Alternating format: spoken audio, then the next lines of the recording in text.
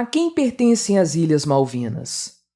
As Ilhas Malvinas, assim como qualquer lugar ou coisa, pertencem a quem agiu dentro da ética.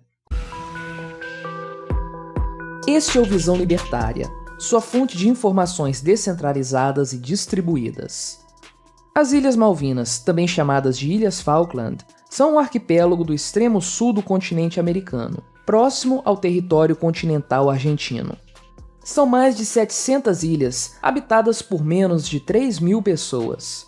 Uma porção tão pequena de terra poderia passar despercebida na história humana, algo que acontece com quase todos os arquipélagos da Terra. Mas o conflito armado chamado de Guerra das Malvinas, ocorrido nos anos 80 e que envolveu Argentina e Reino Unido, atraiu a atenção de governos para aquela região insular. Mesmo estando sob a jurisdição britânica, ainda hoje o governo argentino reclama a posse do arquipélago. E não obstante a demanda para, obviamente, dominar mais um pedaço de terra, vamos analisar aqui, sob o ponto de vista libertário, de quem realmente são as Ilhas Malvinas. Nunca se descartou a possibilidade de povos pré-colombianos terem habitado a região. Mas, quando os europeus chegaram ao arquipélago, a região estava completamente desabitada. O primeiro europeu a desembarcar teria sido o inglês John Strong em 1690.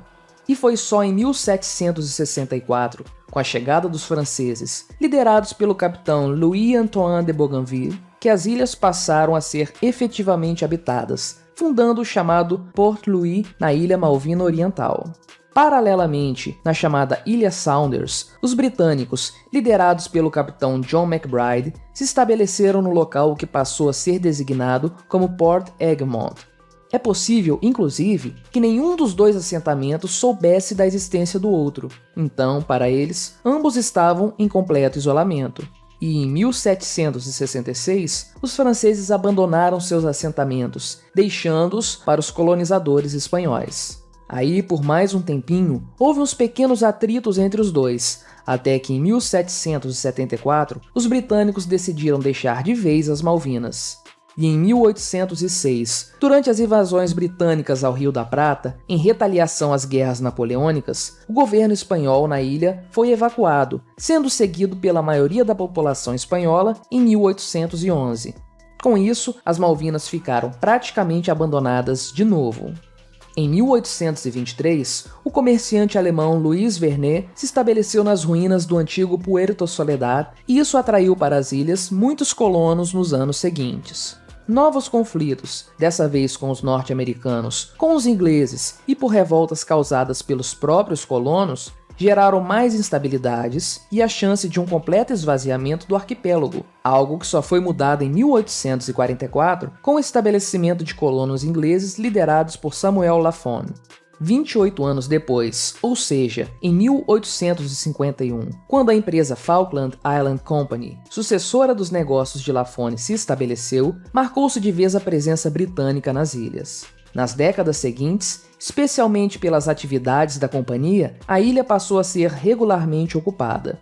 Chegou até a ser, em muitos casos, um porto estratégico, tanto para a marinha comercial quanto para a de guerra, inclusive nas guerras mundiais.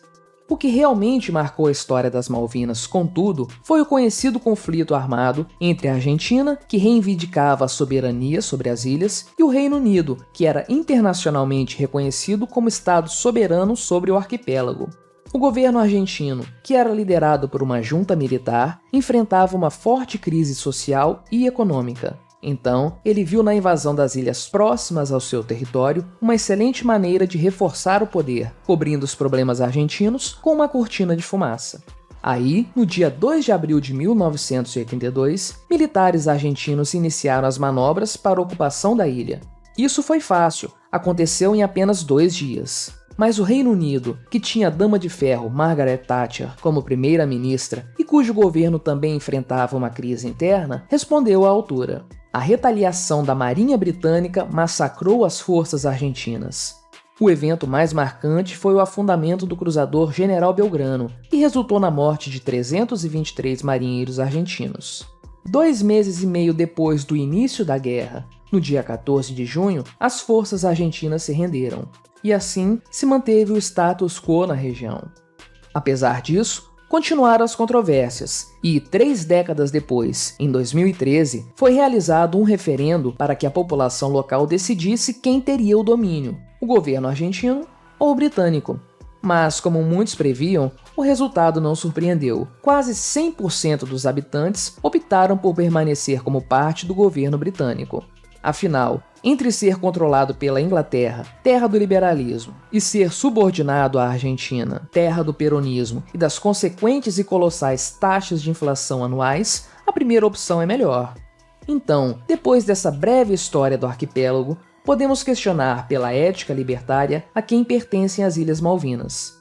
Não interessa saber qual dos dois países, afinal, ambos são entes coercitivos e, portanto, ilegítimos. O seu domínio das regiões se deu exclusivamente pelo uso de força e violência.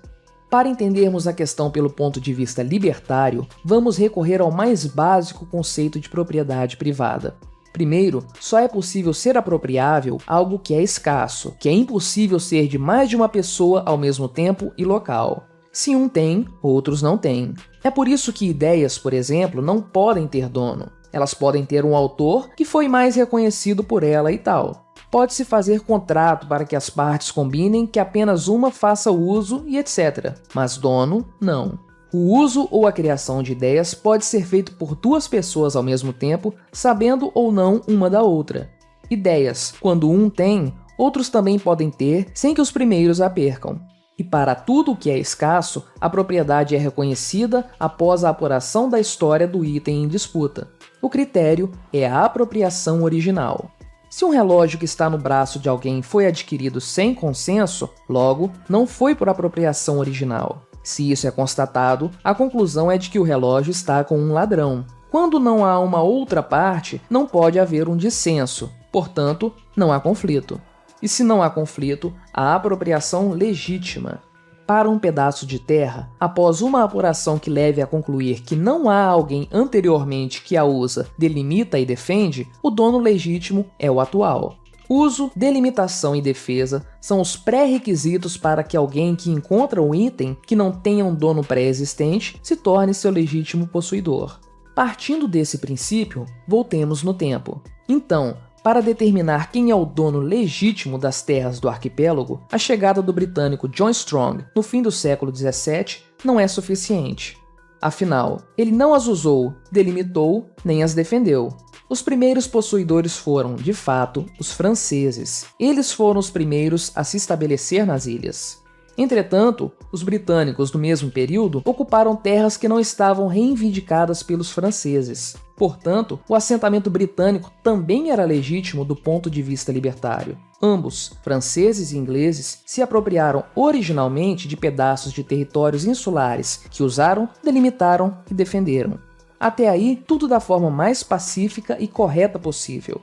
A ocupação histórica do arquipélago é cheia de idas e vindas. As ilhas foram abandonadas várias vezes por seus moradores. Primeiro, pelos próprios franceses, que cederam lugar para os espanhóis. Depois, também pelos britânicos. O possuidor que abandona suas terras, deixando de reivindicá-las, abre mão de sua posse, e assim, o item volta à situação inicial.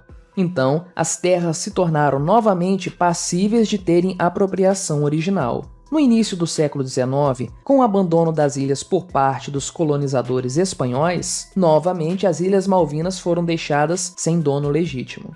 Quando o alemão Louis Vernet chegou, novamente as terras passaram a ter um dono legítimo, apropriador original. Nos anos seguintes ao empreendimento inicial, novos colonos se estabeleceram lá de forma voluntária e pacífica. Contudo, a chegada dos navios norte-americanos, que tomaram o assentamento de Puerto Soledad em 1831, e as seguidas invasões britânicas durante algumas décadas, feriram o princípio de não agressão e iniciaram um período de posse não legítima daqueles territórios. E, apesar desses atos de violência, após a instalação da Falkland Island Company, o primeiro empreendimento bem-sucedido na ilha daquela época, seguiu-se um período de relativa calmaria. A empresa se tornou dona de grandes extensões de terra, fosse por apropriação primária, fosse por concessão da coroa britânica. Até o período da Guerra das Malvinas, a população do arquipélago vivia de forma tranquila.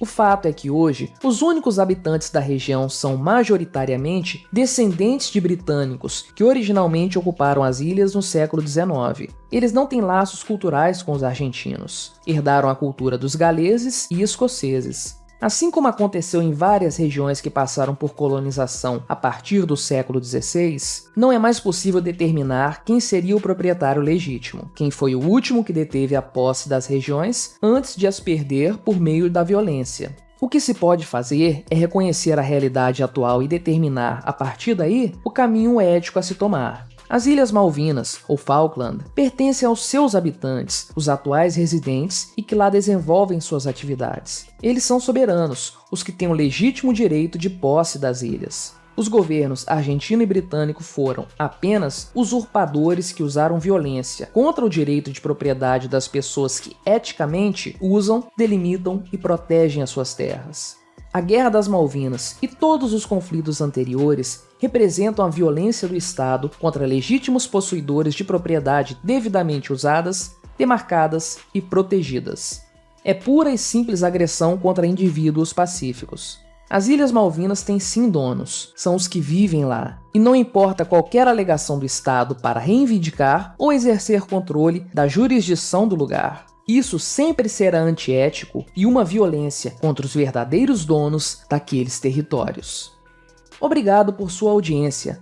Esse artigo foi revisado por Stanley Calderelli, escrito e narrado por Quintessência. Se você gostou deste vídeo, clique no ícone de curtir abaixo e compartilhe o vídeo em suas redes sociais. Se você deseja ser notificado de outros vídeos, clique em se inscrever e depois no ícone da campainha. Até a próxima!